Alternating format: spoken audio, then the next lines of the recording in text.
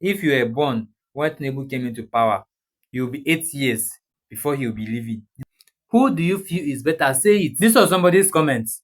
You people don't reason well at all. You don't have to leave millions in the treasury because the next politician will embezzle it. Why not use why not use the money to develop the state before you left? I added that that is unwise thing to do. Apparently talking of the video I made about Peter will be leaving money in the government bank, be in the government purse before leaving. And this message came from Ijawele. Sorry if I don't pronounce your name well. Well, I want to tell you something.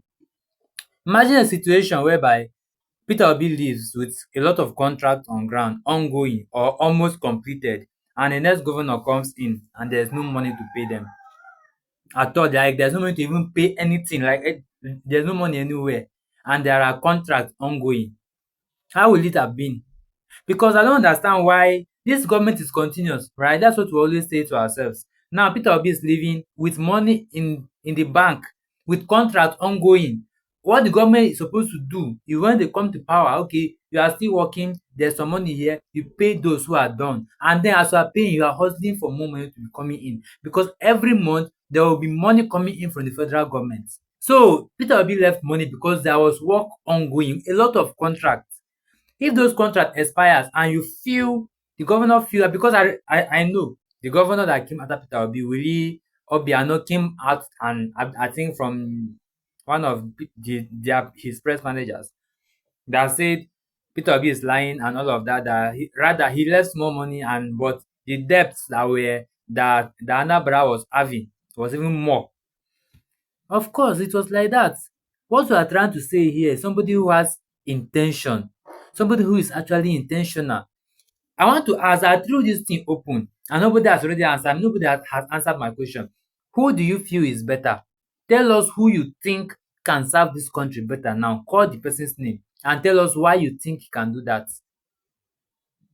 Tell us if you have anybody that you feel can do better, is popular, because I know, don't bring somebody that is not popular enough, because in this country we know very well that somebody has to come out to the national stage before he can get elected. And this is not about one region.